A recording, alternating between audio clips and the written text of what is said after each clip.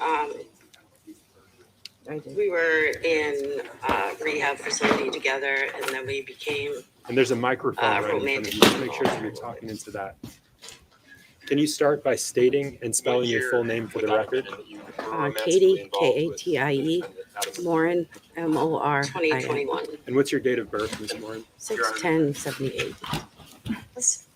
What city and state do you currently reside in? Laconia, New Hampshire. And how long have you lived in Laconia? About 3 years. How are you presently employed? I work in retail. In retail? And how long have you done that? How long have you worked in retail? States Exhibit 101. My whole life, about 20 years, probably. This morning, you recognize. Yes. And what's your highest level of education, Ms. Morin? GED. Adam Montgomery. Do you know someone named Adam Montgomery? Yes, I do. And can you tell these jurors how you know Adam Montgomery? Yes. We were Were you in aware of whether or not the rehab defendant was facility married at that together, time? and then we became romantically involved for a little bit. And did he ever tell you anything about his wife? What year would that have been in that you were romantically involved with the defendant, Adam Montgomery? 2021. Just that they hadn't seen each other in a while. Do you remember providing a statement?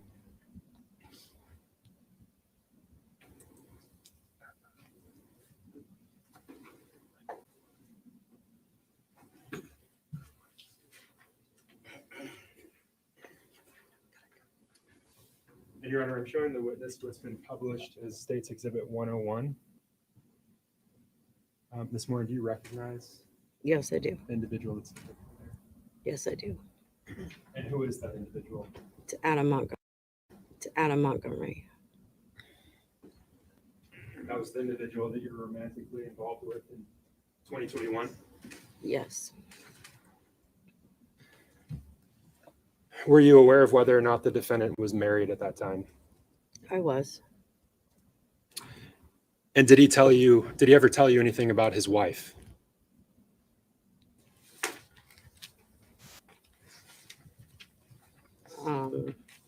Not just that they hadn't seen each other in a while. Do you remember providing a statement to an officer with the Manchester Police Department back in February of 2022? I do. And that statement was regarding the defendant, is that right? It was. Do you think that seeing that statement would refresh your recollection of what the defendant may have said to you about his spouse, about his wife? No, I recall. Okay. And what do you recall him saying about his wife? That she would do anything for him. That she would do anything for him?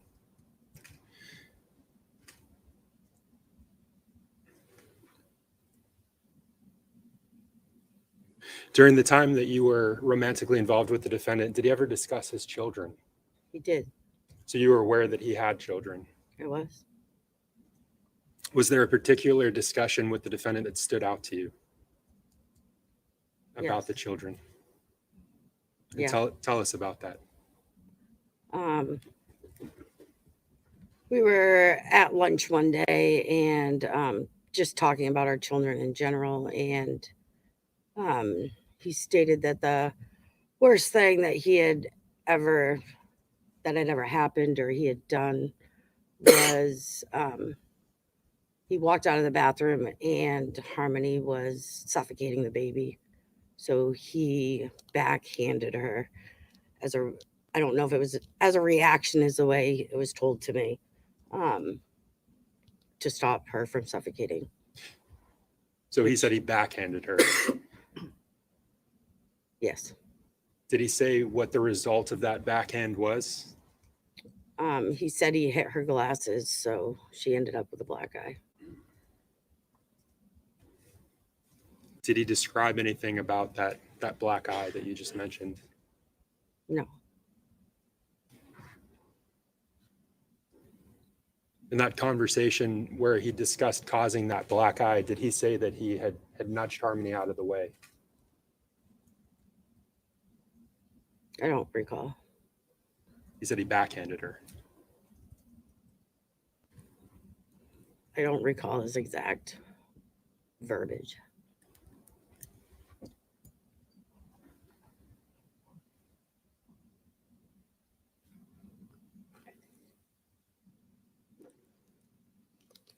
Did he ever discuss other children with you?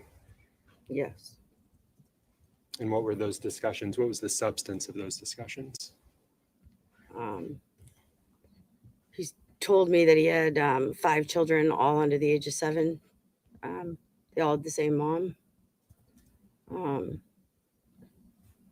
At one point, I asked him to go to Maine with me when I was leaving, and he said he would be too far away from his kids, so he could know. If I could have just a moment.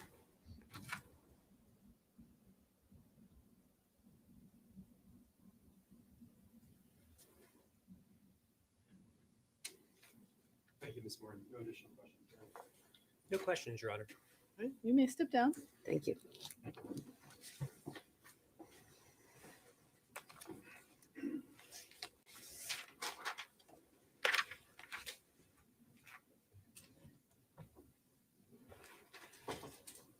State may call its next witness. Your Honor, the state calls Nicholas Ahern.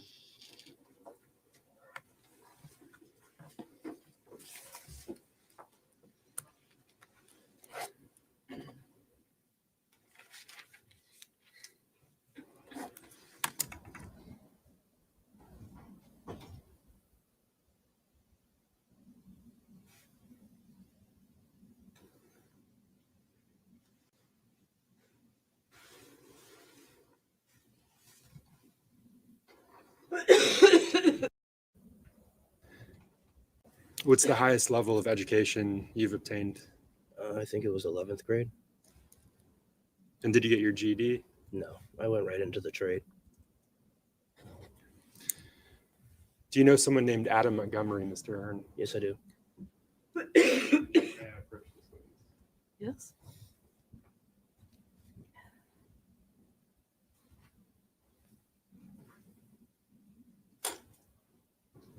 Mr. Ahern, I'm showing you what's been published as State's Exhibit 101. Yes, Do you recognize that individual? yes, that's Adam Montgomery. And how long have you known Mr. Montgomery? I want to say since I was like 18. So, yeah, a long time. Are you aware of him having any children? Yeah, I know he has a couple. Are you aware of a daughter? Yes. Yes, Have you ever seen his daughter? yes, once. Do you know her name? Harmony. What can you tell us about that one time that you saw Harmony? She came out of the house and she had marks on her face, which was a black eye. Okay, and so let's unpack that a little bit. When you say she came out of the house, what house did she come out of? I think it was Guilford Street. Yeah. Is that the house that she lived in? Was that your understanding? Yes, that's where they lived. So were you visiting the defendant when you Yes. saw Harmony? Yes. And what were you doing when Harmony came out of the house?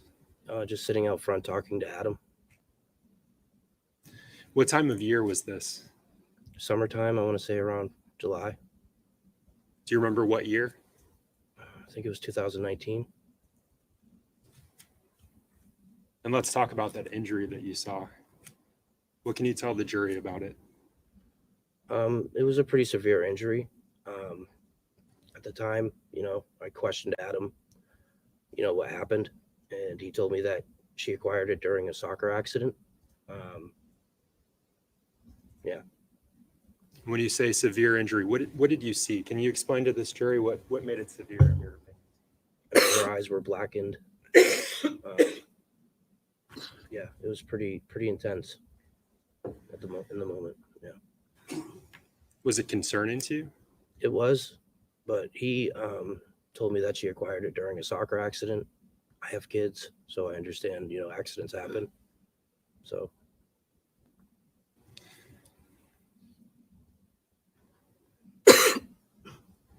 Do you know someone named Kevin Montgomery? yes, at some point after you saw that injury to Harmony, did you have a conversation with Kevin? Yes, he contacted me. And I'm not asking you for the substance, just whether or not. Yes, yes, And you said he contacted you, is that right? yes. When Harmony came out of the house, about how long did you see her for? Maybe 4 seconds. It was quick Why was it quick? because he told her to go back inside. And sorry, when you say he told her to go back Sorry, inside, Adam Montgomery told her to go back inside. can you tell the jury how he told her to get back inside? He was, Adam was forcive. He just, basically told her to go in, and he kind of walked her up to the door and shut it. About how old was Harmony when you saw her that day? I want to say maybe 5, something like that. 5. How would you describe her when you saw her come out for those 4 seconds? She was just standing there, just looking. No real body movement, just standing there. And when the defendant forcefully told her to go back inside, did she obey? Yes. If I could have just a moment. Yes. No additional questions, Your Honor. Counsel, No questions, Your Honor. you may step down. And we'd ask that this witness be excused, Your Honor. Any objection? No. Right, you may be excused.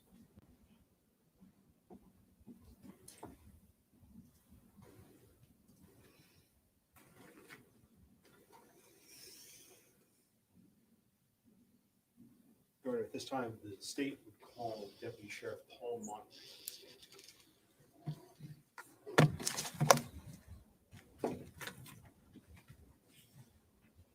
Sorry, just a moment, Your Honor.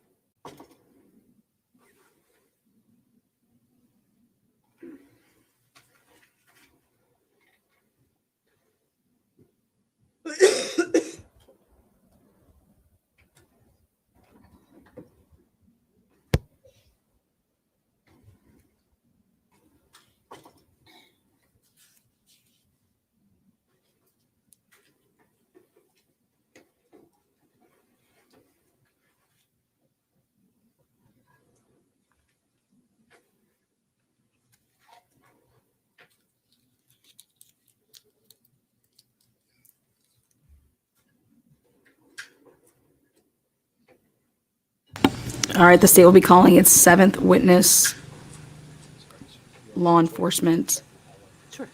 to the stand.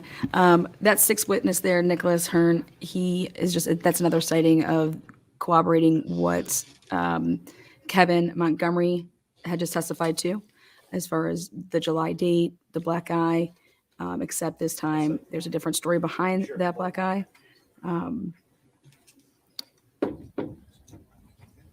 But the black Go eye through and the the date. wires, please. Here is your 7th state witness.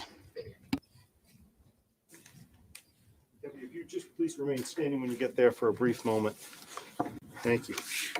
Please raise your right hand. Do you solemnly swear that the testimony that you will give this jury will be the truth, the whole truth, and nothing but the truth, so help you God? I do. Thank you, sir. Please feel free to have a seat.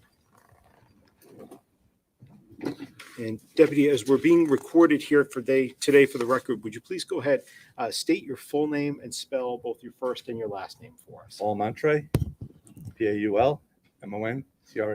Okay. And I bet I already know the answer, but where are you currently employed, sir? Hillsborough County Sheriff's Office. Okay. How long have you worked for them? 7 years. 7 years so far. Okay. And with regards to your employment with them, did you ever work in any other sort of law enforcement before working for the sheriff's office? I started in New York City in 1985, NYPD, Whereabouts in the city? Lower Manhattan and Brooklyn. Okay. How long were you there? 5 years. 5 years. Okay. And after that, any other sort of law enforcement Town experience? of Henniker for 5 years. Okay. Merrimack County Sheriff's Office for 20. State for 2. And now I'm here part-time. And when When you say state for two, what agency did you work for those 2 Highway years? Patrol DMV. Okay. And what were some of your day-to-day duties for them? We basically dealt with trucks and inspection stations. All right. So with regards to your duties now for the Hillsborough County Sheriffs, you said you're working for them part-time, is that correct? Yes. All right. So what are your day-to-day duties? What do they look like? Primarily transporting prisoners to and from the jail and the prison Okay. to the courts. And let me ask you, do you ever, I'm going to say, when did you come back to do part-time again? 2019. 2019. Okay. I want to specifically draw your attention to November 27th of 2019.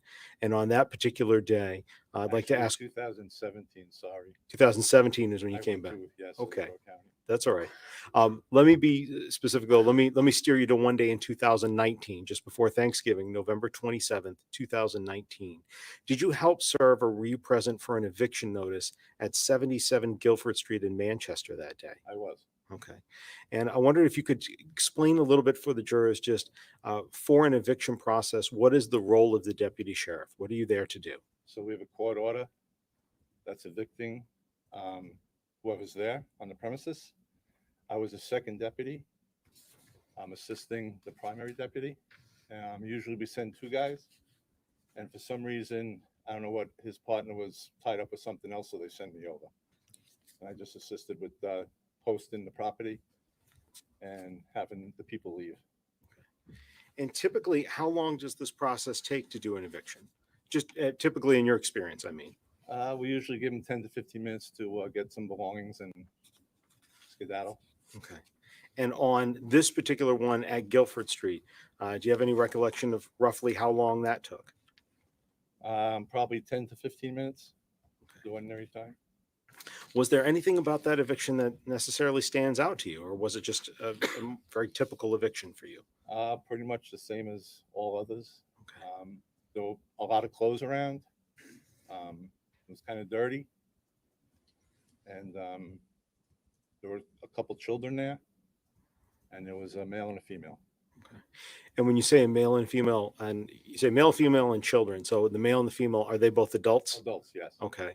And then the children, do you remember how many there were? I couldn't tell you for sure. Okay. There were a couple. I would say at least two, but I can't tell you if there was any more than that. Okay. Where did they go at the end of the eviction? They got into their vehicle and they left. Okay. And with regards to the home, what happens to home when an eviction takes place? So we post it with no trespass stickers. Mhm. And usually the landlord will come and change the locks. Okay. I don't recall if there was a landlord there that day. Sometimes they don't show up and we just post it. And I just want to make sure that I understand on this particular one. I believe you said before when you do an evictions, it's based upon an order from the court. Is that Yes. right? All right. Do you have a copy of that order when you go to do the eviction? We do. I did not personally have that. That would have been my partner that had that paperwork. Sorry, I need to get on the mic. Is that a routine practice of being let me try this in English. Is that a routine practice of the sheriff's office to make sure that a copy of that order is in hand before the eviction is done? In our hand, yes. In your hand? Yes, Okay. And do you have any reason to believe that's not what happened that day? not at all. Just a moment, please, Your Honor.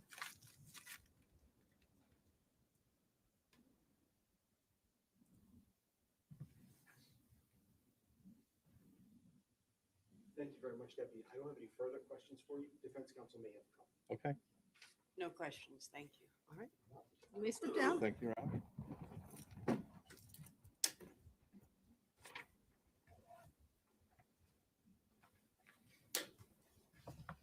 Statement called. Next witness.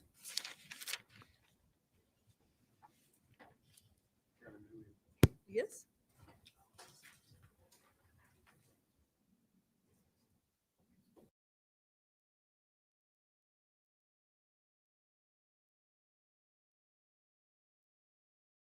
All right, the state's eighth witness will make its way into the courtroom. Right there, that sheriff deputy, basically his testimony was to talk about the eviction notice, the date of that in November of 2019, and asked him if he could recall who was present at the home, if he could recall how many kids were there. He said he couldn't recall, but he thought at least two. But that eviction notice, so they're putting together a timeline here, and so that eviction notice wasn't, or I shouldn't say, them being evicted physically and had to be out within that 10 or 15 minutes happened in November of 2019. Now remember, the state will be calling its 8th witness. No cross-examination there by the defense.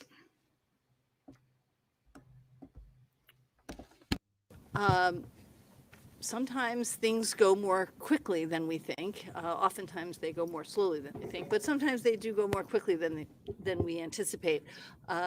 This is one of those times. So what I'm going to do is I'm going to have you take a break as soon as the next witness is ready, and we're ready to take their testimony. We will call you back in. We hope that will be in the next 10 to 15 minutes. All right. So same rules apply, not to talk about the evidence, not with each other or with anybody else. Don't do any independent research, and we will call you back in as soon as we can. Thank you, ladies and gentlemen.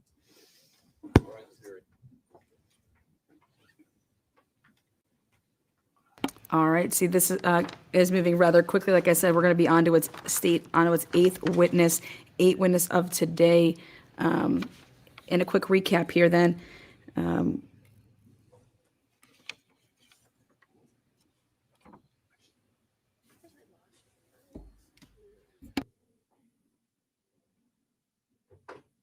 All right, so counsel, are we going to need still to have you speak to that witness before we are able to take the witness?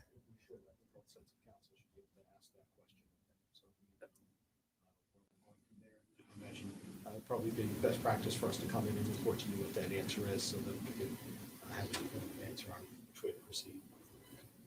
I think it'll be a quick process. That's fine. That's fine. That's fine. I'm just thinking that while we are in that waiting posture, is there anything we can accomplish so that you know which question you just need to ask? The only question is whether someone else was there. Do you want to approach for just a minute? Yes, sir. I have to just say once he's here.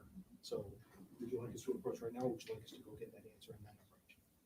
Get the answers you need, and then I will wait, and I'll have the court monitor take a break until you're ready. In this recap, first to take the stand there was No, you can go off the record. Harmony's Unless foster it's just one mother. question, you want to come right back in. The second Why don't state you go ask witness the was a question? We'll nurse stay here. practitioner. You can stay on the record if you want to. The third state witness was Crystal, Harmony's biological mother. The fourth state witness was Adam Montgomery's uncle, Adam's dad's brother. The sixth state witness was a female named Katie who had brief sexual relations with Adam. In 2021, they met at a rehab. Nicholas Hearn, just before then, this sheriff deputy with the eviction. So the eighth state witness up next, but that's who we've heard from as far as the order from the state. Very little cross-examination, putting together a timeline. Again, Crystal said the last time that she saw her daughter was Easter.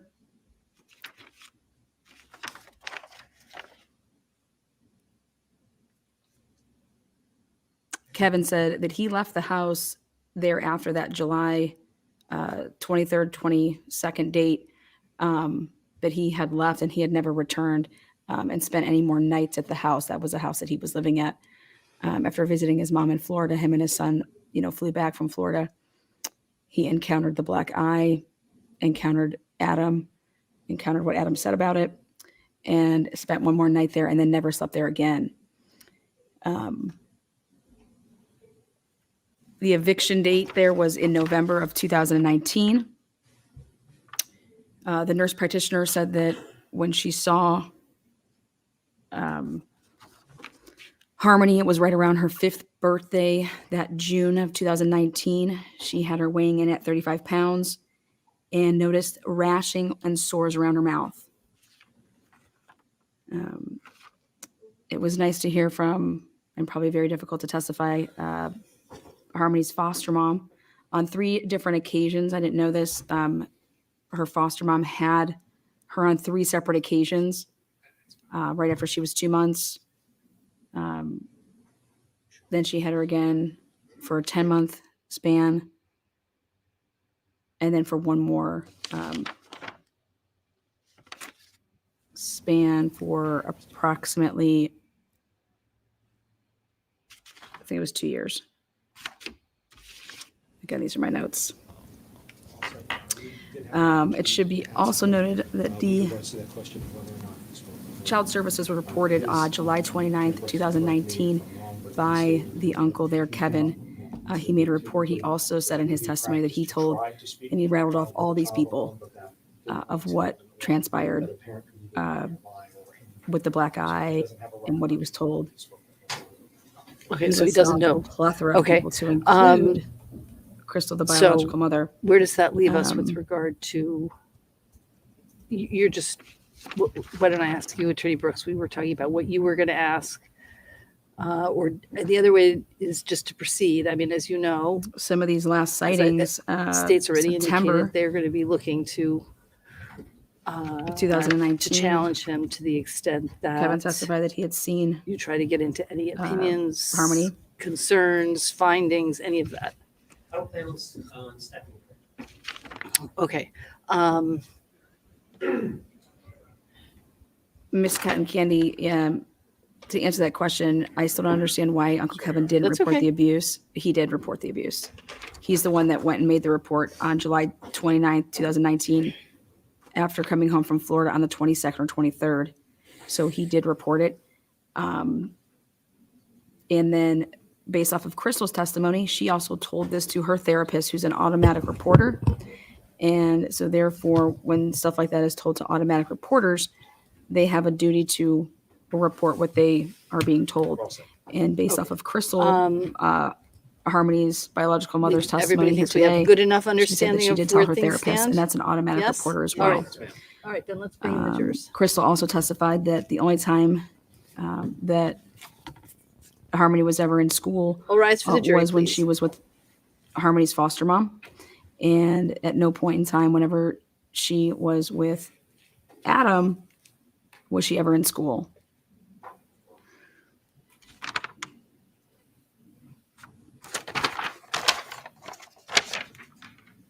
Again, just recapping our 7 witnesses that have testified for the state so far. We went ahead and looked it up as far as if anybody wanted to know this, but a After this, female, am I releasing them age of and 5 in the United having States them of come back at America, 8:45? it's roughly 40 is the average weight for a little girl. 5 years old I'm sorry. is 40 pounds. Did you hear that? And After this. Harmony witness, we'll was be 35 releasing them then pounds. For an 8:45 return tomorrow. Yeah.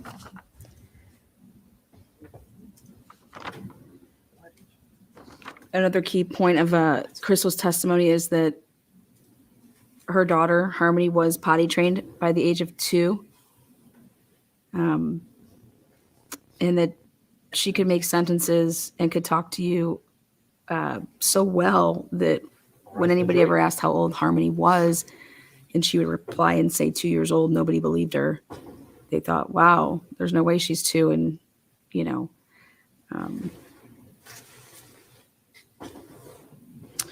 also important testimony that the foster mother, received and said yes to fostering Harmony at Please be Harmony's age of seated. 2 months. State may call its Harmony next was- witness. Had issues, and they thought that blind, but more importantly, what I noticed is when she said that they weren't expecting her to live past 7 months. And then when Crystal takes the stand, she had talked about the misdiagnosis of her daughter a couple different times. But all right, we'll get back to it here. That's your quick recap of the first 7 witnesses for the state.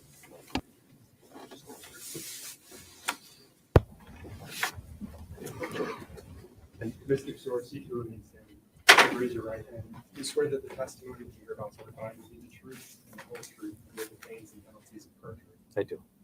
You can make yourself comfortable. Can you start by providing, by stating and spelling your full name for the record? Yes. My name is Demetrius Tsaros. First name is Demetrios. Last name is Tsaros.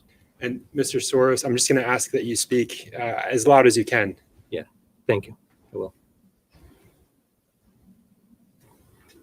Mr. Soros, what city do you live in? I live in Concord, New Hampshire. I apologize. I just moved. Pembroke, New Hampshire. How long have you been a New Hampshire resident? All my life. And what do you currently do for a living? I am a career level letter carrier for the Postal Service. The U.S. Postal Service? Yes. And how long have you worked in that capacity? Since September of 2021. Prior to September 2021, how were you employed? I was employed as a CPSW, a Child Protective Service worker with the state of New Hampshire for DCYF. And that acronym that you just gave, CPSW, can you tell the jurors what that means? Yes, Child Protective Service worker. How long did you work for DCYF? Approximately 10 years.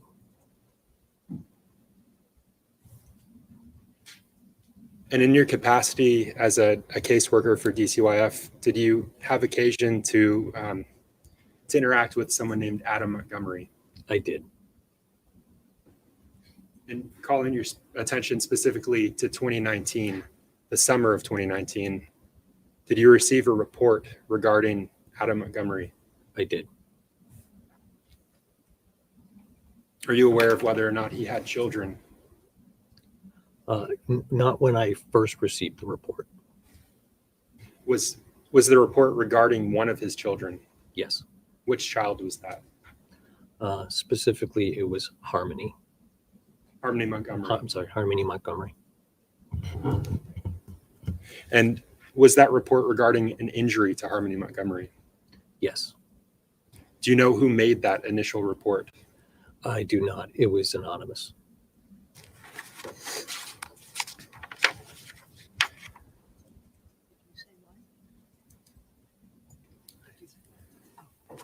Do you remember specifically when that report was made? It was July of 2019, towards the end of the month. Specifically, it was either the 19th or the 29th. Would looking at your report refresh your recollection? Yes. So showing page 2082.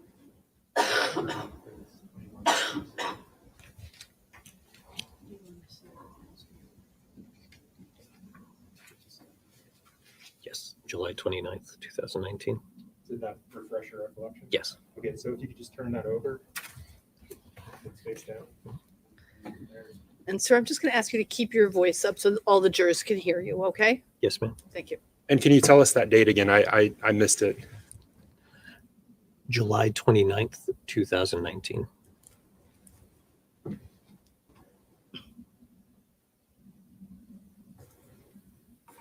And what did you do after your involvement on that call began? I apologize. Could you be more specific? So you got a report. What did you do after you received that report? When I received the report, I initiated trying to make contact with the family in order to see them, see the family, see the children, ascertain safety. And is that generally what you do, or is that what you did in this specific case? Generally, that was the standard practice. In this specific case, though, what did you do? Specifically, tried to initiate contact. I ended up going out to the listed address in an effort to see the family. Do you recall what that address was? I believe it was 77 Guilford Street or Guilford Ave.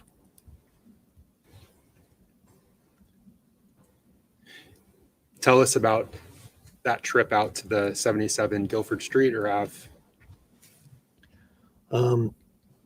So I drove to the location, and as I pulled up, as I pulled up to the location, I noticed a person who I recognized as Adam Montgomery getting into a car.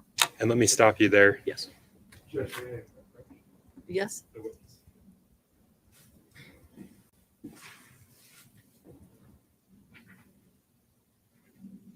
So, Mr. Soros, I'm going to show you what's been admitted and previously published. It's as State's Exhibit 101. Mhm. Do you recognize the individual that's depicted there? I do. That's Adam Montgomery. So, when you said that you recognized the individual getting into a car, I believe Yes, that was this Adam Montgomery. it was. How did he have a picture of him That to was know? this Adam Montgomery. How did he know that Was anyone else Was he present? given with a him as picture he of was the getting into dad that vehicle? to be able to recognize was him? anyone else There was present with him as he a was- young girl, small girl. That interaction, your observation of the defendant Adam Montgomery and the small girl who was with him, how long was that? Not very long. Basically, as I was pulling up and getting ready to park, they were getting into the vehicle, and I can't remember exactly how far away I was, 30, 40 feet or so, when I was parking my car, and I observed them getting into the vehicle. So you're parking your vehicle. Were you outside of your vehicle when you saw him, or were you still inside your I was vehicle? still inside my vehicle. And this young girl that you saw with the defendant, what was she doing? Um, Nothing really in particular, just, getting into the vehicle, her father helping her into the vehicle. Excuse me. I didn't know if it was her father at the time. The person, Adam, helping her into the vehicle.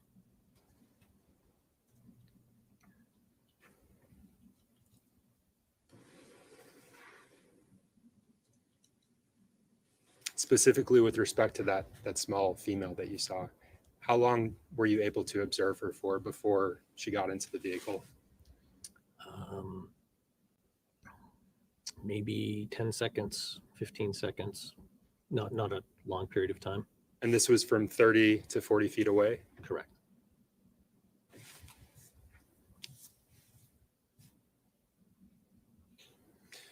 I want to back up for just a moment. The child that you were going to see, it was a female, is that right? Yes.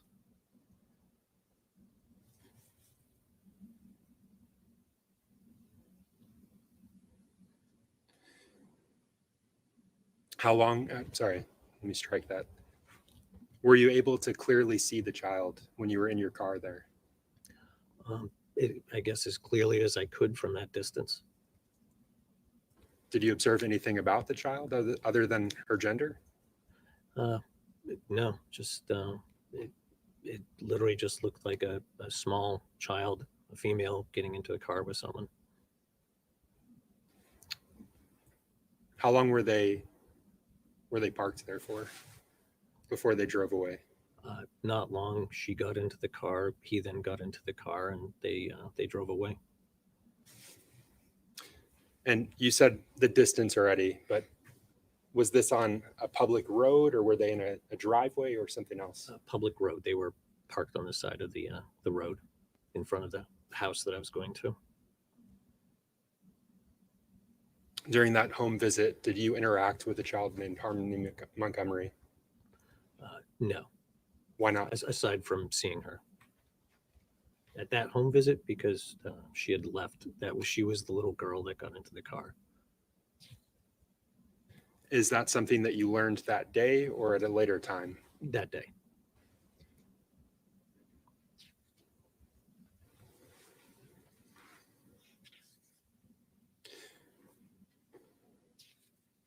While you were at the home attempting to make contact with Harmony, Was there anything that drew your attention away as you were approaching the home?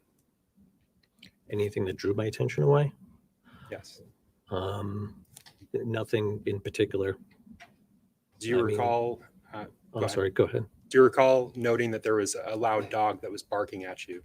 Yes, there was a loud dog, a large dog barking at me from the property. And was that before or after the defendant drove away with this young female? I believe it was after. It was after they left. I approached the property.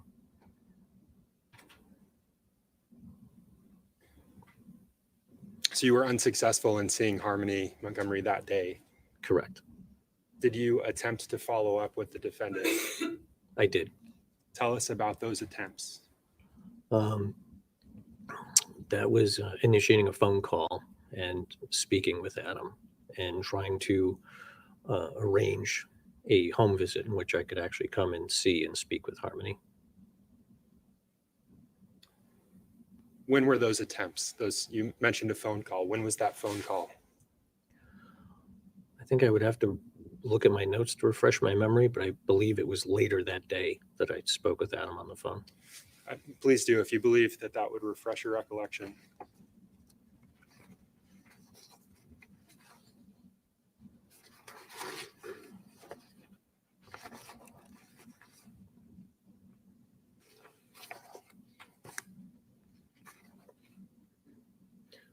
Yes, it was later that day. Did you also attempt to call the defendant on August 1st? I again would have to refer to my notes. Please do.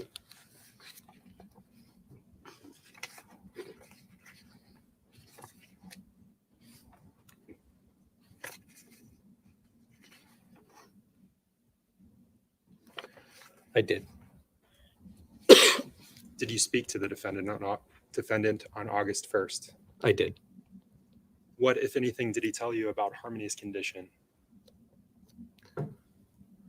I would have to, again, look at my notes for details. Please do. And just look up when your memory's been refreshed.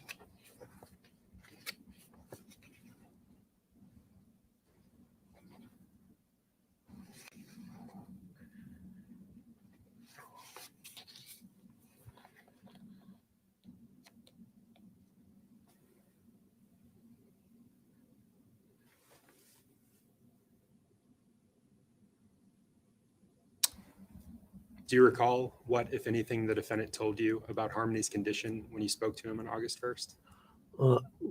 The contact I just reviewed, I was speaking to him about setting up the home visit and that he had one of his children was not feeling well and he needed to take him to be seen.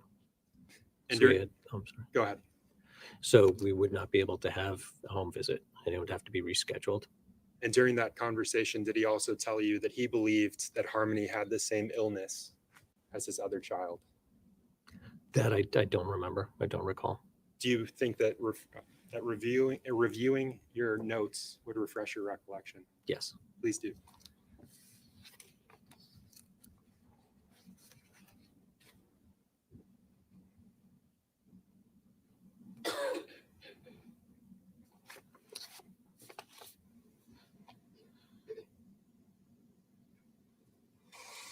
And Mr. Soros, is your memory refreshed?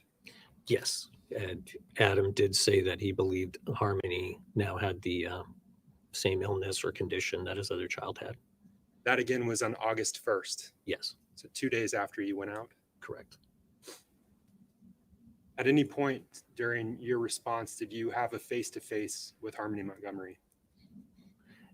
Could you ask me that again? I'm sorry. At any point during your response, did you have a face-to-face interaction with Harmony Montgomery? My response, as far as my following up with the report, Correct. I did. When was that? I believe it was about a week later. The exact date, I don't remember. Do you think that reviewing your report would refresh your recollection with respect to the date? Yes. Can you please do so?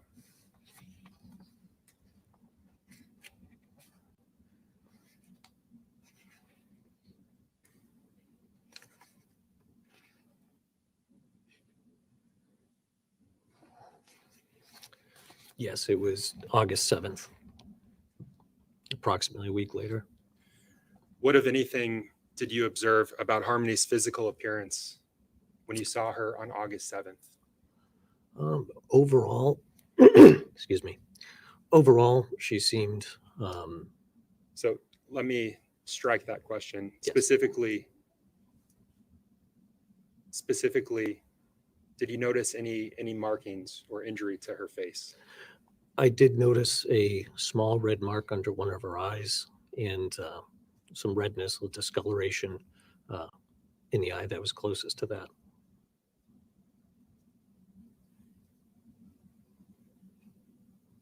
Did the defendant tell you anything regarding how that injury occurred? He did. He said that he had bought the kids, he had 2 younger children, he bought the kids like foam swords or lightsabers, and that they were playing with them, and that Harmony was struck in the face, in the eye, and that's how she got that mark. So, Mr. Soros, I want to switch gears and I want to discuss January of 2020. On January 8th of 2020, did you make contact with the defendant? I believe so. I would like to review my contacts, please.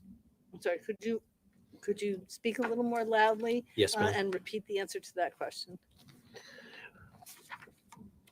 I do remember receiving a report then, and I don't remember the exact date and whether I made contact or not. Would it refresh your recollection to look at your report? Yes. If may I? In just a moment, Yeah.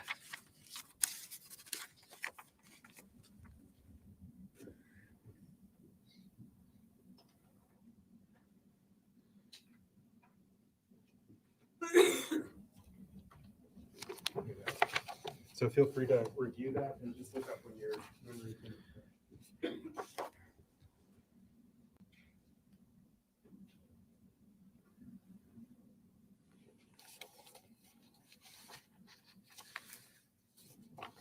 Yes, it was January 8th, 2020. And how did that communication occur? I apologize, meaning how did I contact them? Yes, Phone. you spoke to him on the phone. Yes. And what, if anything, during that conversation did he say about Harmony Montgomery? I believe it was that conversation. I would have to check my notes to make sure because I can't remember if it was that conversation or later when meeting with him that he had told me that Harmony was now living with her biological mother.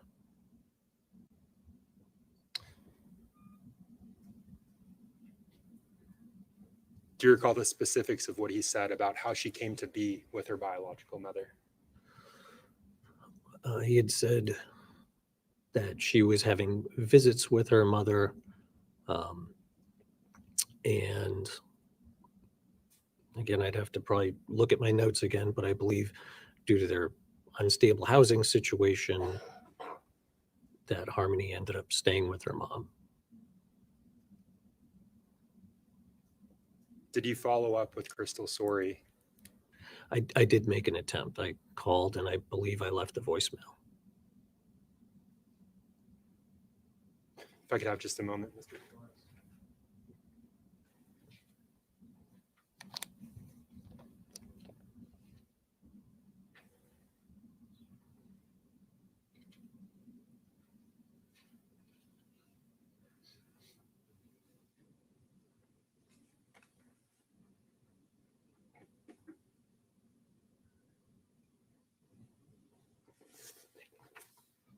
Thank you, Mr. Soros. No further questions, Your Honor. All right, thank you. Attorney Brooks? Thank you. They better Attorney cross. Brooks? Briefly, beforehand, my name is Jamie Brooks. I represent Mr. Montgomery. Just in terms of the timeline, a report came in on July 29th of 2019 regarding Harmony, correct? Correct. And specifically, it was that Adam had caused a black eye. That was in the report. Someone referred, whomever it was that made the report referred to it as a shiner, which which I interpret as a black eye. And the report was made anonymously, but you knew the person to be Kevin Montgomery. I did learn that later on. So that day you went to the residence, the 29th, Yes, but it was a very fleeting encounter. Adam and Harmony were getting in a vehicle as you were arriving. correct.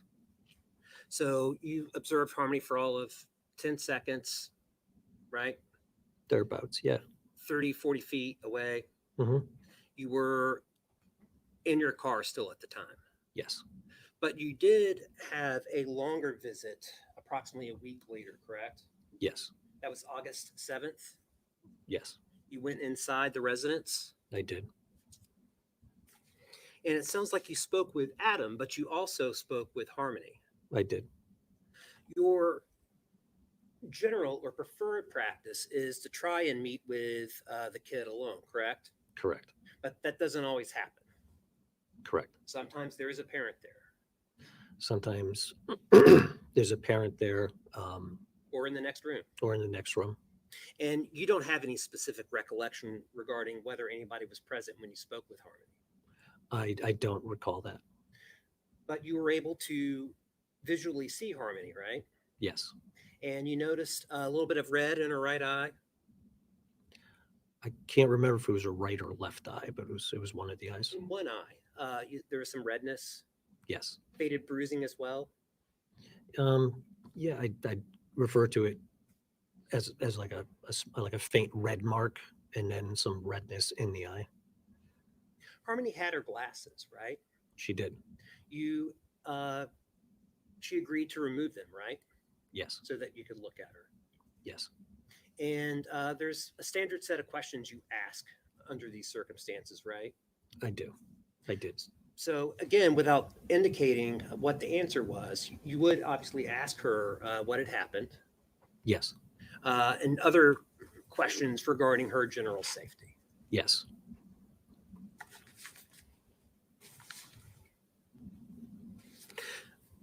Aside from the redness in her eye and the faded bruising, you did not observe anything else concerning regarding Harmony's person or well-being. I did not.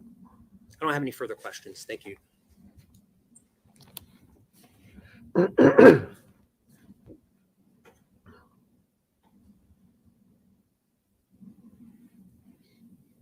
Did I miss it? Did they ask Harmony what happened and what was Harmony's answer? Did I miss it? Are we protecting state government workers right now?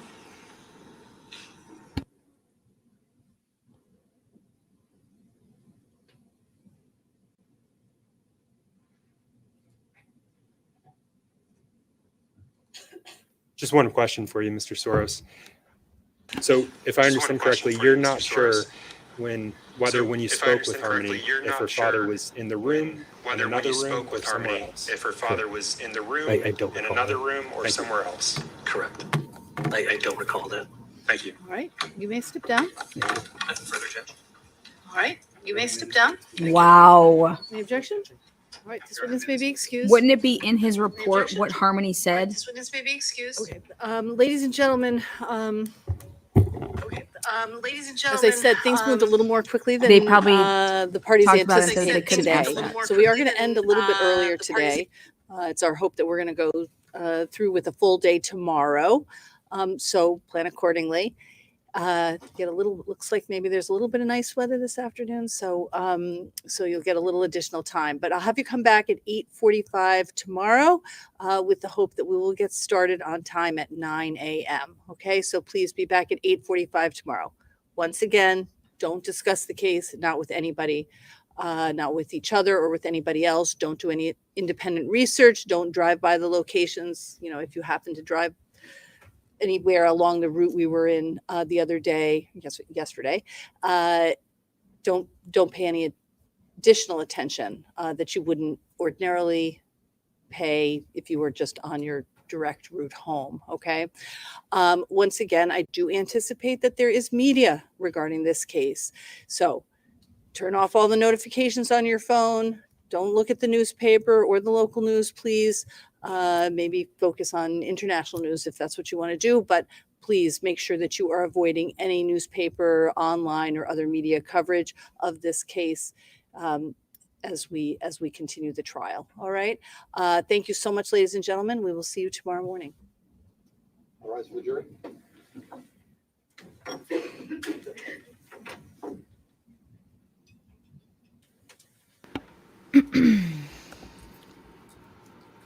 All right, a couple things I want to say is that based on Crystal's testimony today, she testified as state's witness number 3, and her testimony said that she was actively trying to call people because she could not get in contact with Adam or Kayla, and she was trying to have, to see her daughter, do FaceTime visits and these things, and that she was calling people. She had talked to automatic reporters. And here, there's no mention that this last witness here, witness number 8 for the state, CPS Demetrius Soros, nowhere in there. He said that he tried to call Crystal, and I don't understand why this wasn't hammered home more by the defense. I think I tried to call Crystal one time. What about the question is, did you ever have any notations that Crystal was trying to call you? I mean,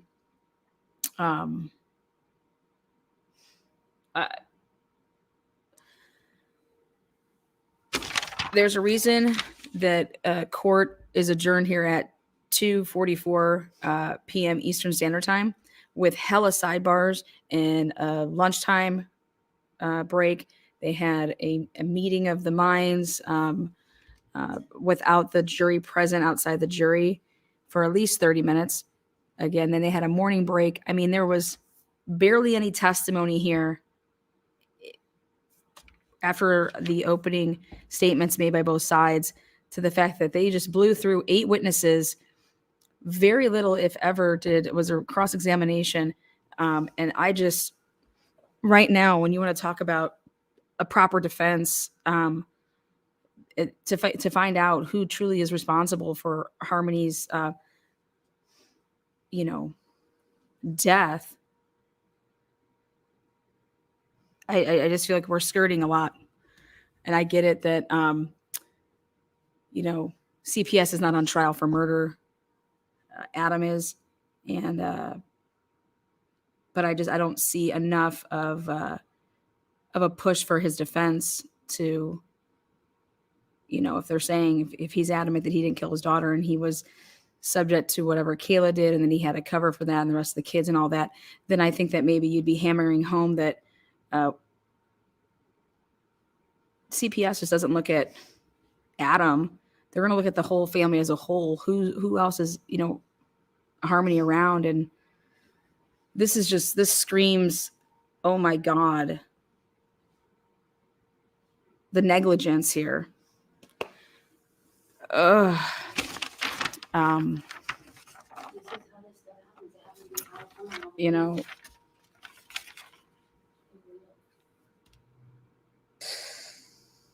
We didn't even get out. What did Harmony say? They didn't interview her by herself. What did that report say? Maybe that was part of stipulations, and that they had agreed that it would, I have no words. I have no words.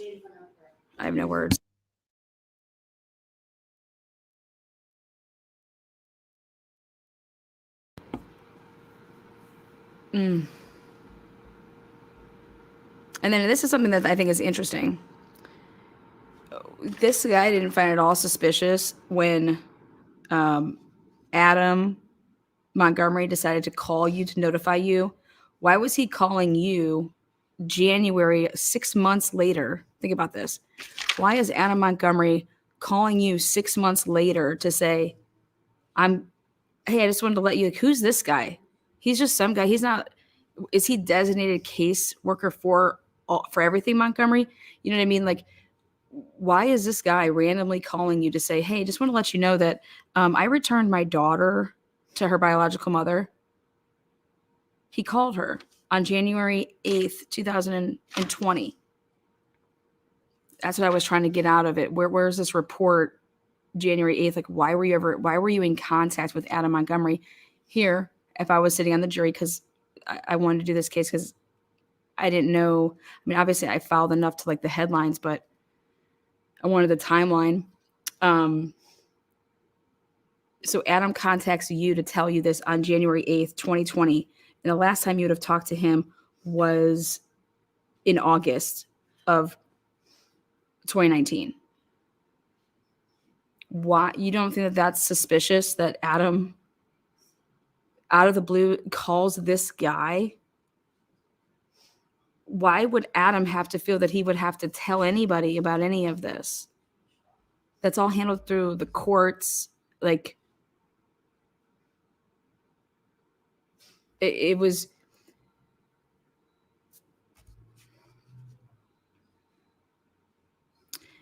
Basically, my question to the CPS guy would be this: is it normal that somebody would call you and say this to you? Because that, I mean, the random CPS workers, right? That there's this report that comes in and CPS has to go out and investigate it, right? Okay. So somebody randomly calls CPS on another person and it's anonymous. They go out and investigate it. And then you might follow up with, they're going to give you some type of a report back to say that it was unfounded, that there wasn't this. Like, there's going to be a report about your visit and what came of it. Okay. But that person isn't in charge of like your kids. For the next person, if a CPS got called again, it could be a different person that went out to then, go check on that situation. So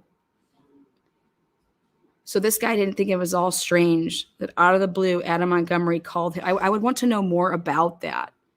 I want more substance about that. I don't understand that. 6 months later, out of the blue, this guy calls you. Hey, remember you came by and you wanted to know how my daughter was or whatever. Well, I don't know. I felt the need that I should tell you that I returned my daughter to her biological mother, and that's who. Wouldn't you then say, okay, so wouldn't you ask some questions about that? Okay, you did. Well, is there a reason? Are you guys doing like 50-50? What do you mean? I would have some substance. I would have like, this is not how this happened. Nobody just calls up a random person, okay, and says, hey, I want to tell you about something. This guy should have been like, what the fuck are you calling me for? And that should have triggered, okay, we need to look into this. That's not normal at all. That's not who you're contacting for any like, you're contacting me to let me know that you don't have your daughter anymore? Wait, what? That would give me enough pause to say, okay, where can I find her? Okay, I'd want to know our housing situation, because we just got evicted in November, so I went ahead and gave her back. Wait, you got evicted in November? I mean, you know how easy it is to just do like a quick little run check with these people's names and to see that they were evicted. Like, why aren't we flagging stuff? When this did happen, all that guy had to do is just run a quick check on Adam Montgomery and Kayla. Put those names in and see what's up. Put the address of the last place that you saw the girl at, and guess what would happen? It's going to pop up that, oh wait, we just had an eviction there. You know what I mean? Like, okay, I want to come out and see the girl. I want to make sure the girl's okay. And the reason I'm saying this is because Adam made that phone call. That would make my red flags. Okay. Why is this low life scumbag who I couldn't even, it's almost like he's being way too proactive in a weird way. And then what's crazy to me is that Crystal testifies, hey, I was calling all these people. I'm trying to get in touch. I'm trying, why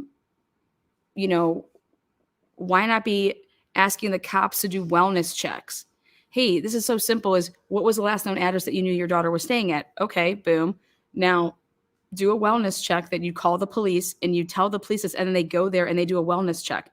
Why hasn't that question come up? Why isn't the defense saying, Crystal, did you happen to call the police ever to have them go and do a wellness check?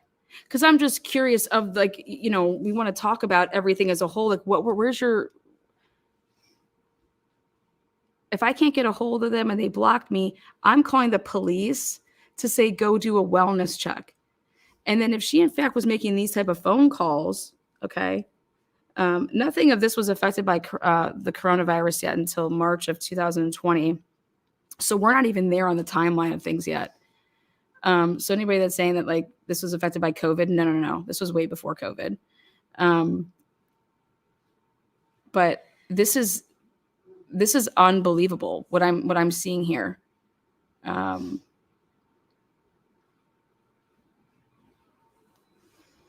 This man shouldn't have his job at the very least, like period. But I'm more curious about the calls by Crystal, who they went to. She told her therapist. I hope the defense is calling in the therapist. I mean, I don't know what's approval for client attorney. I think that's actually, I think that'd be okay because it's automatic report. If Crystal said that to you, then the therapist has to automatic report.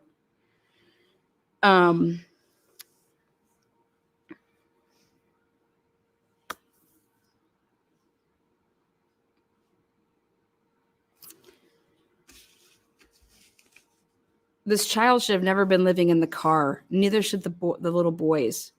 Okay, they should have never been living in a car. How did Adam even obtain to have custody?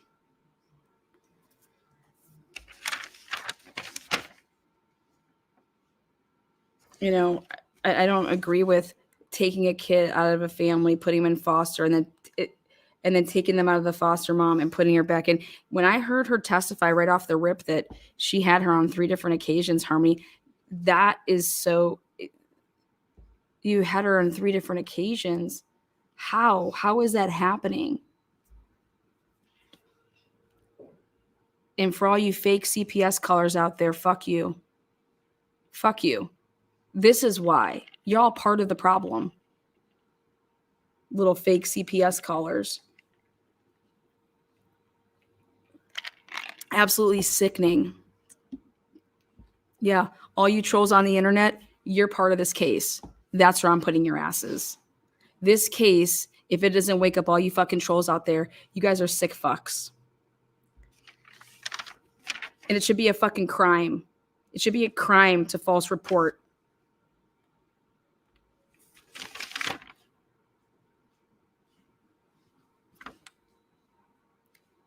Bored stay-at-home moms that their fucking husbands don't give them a dime of their attention, that they have nothing better else to do than be jealous of other people, that you're going to call CPS on people. And then you see a case like this. I mean, it's sick.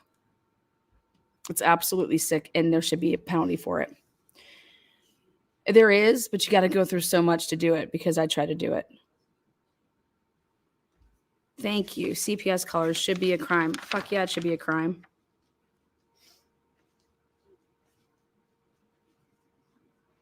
So again, I'm putting all the fake CPS callers because they know what they're doing. There's no. Y'all are part of this case now. I went ahead and labeled it. Take it for what it's want, but I'm putting you in the case, and you know who you are. And encouraging other people to call CPS, even if you're not the one to do it, just as sick. Lying and I don't want to be the one to call, but this is what I saw. Can you just do it? Can you call and say that this person was doing this, that, and the other? Sick. But I don't understand this cross-examination here today. There was no defense. And I think Adam Montgomery is the biggest piece of shit that there is, right? I think Kayla is the biggest piece of shit that there is. Those two being in charge and having leading and with 3 kids and a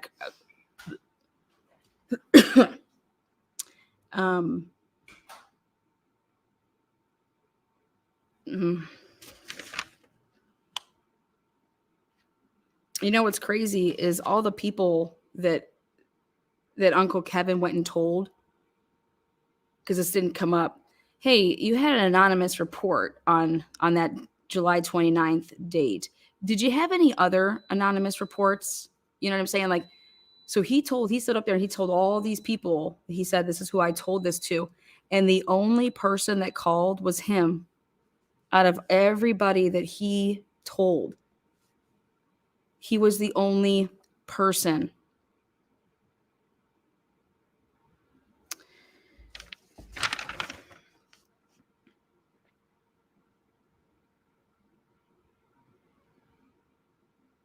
Again, the way this all played out, all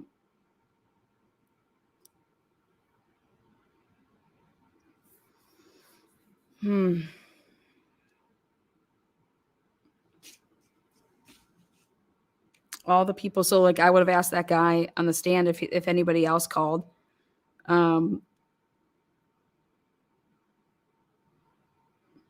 so all the people that Kevin told,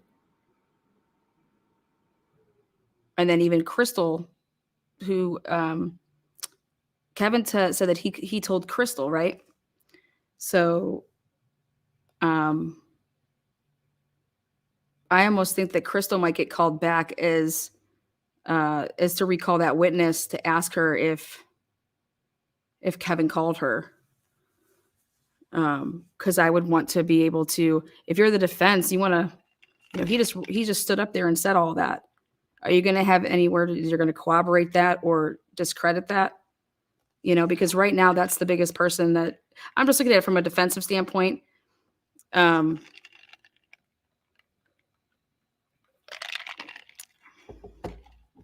I don't think that he's lying, but I'm just saying, if you're going to represent and be a defense attorney for somebody, I'm only just looking at it like, but maybe we're not going to ask those questions because Crystal's going to say, you know, yes to that.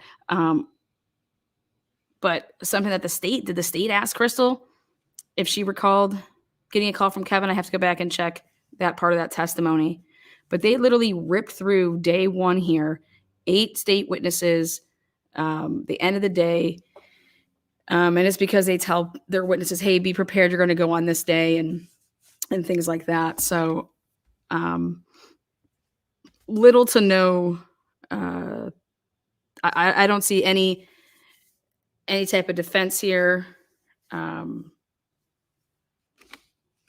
you're going to truly get up there and in your opening statements, say the things that you said, that, hey, you want to remind, you know, the jury that he's conceding guilt to this and this, but it's not because he killed her. It's because basically Kayla did.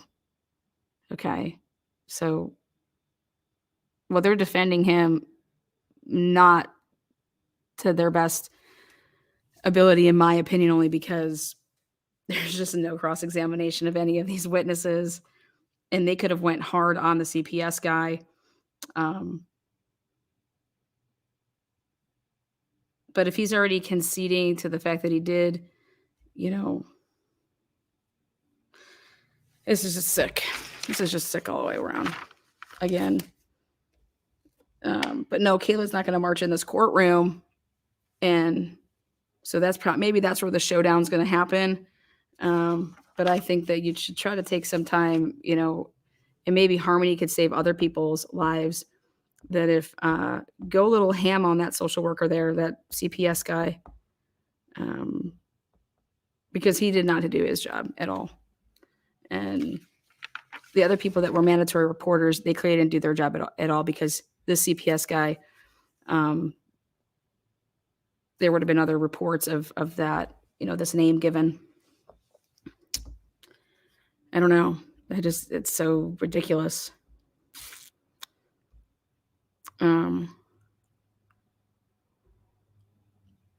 All right, guys, we're going to call that a wrap. We'll see you soon. I agree. Adam is in prison, you know, for 60 years, but can't show up here. him with his teardrop tattoo. Yeah, he's a punk ass coward bitch. And they say prison is no joke when you get the reputation of hurting children. So,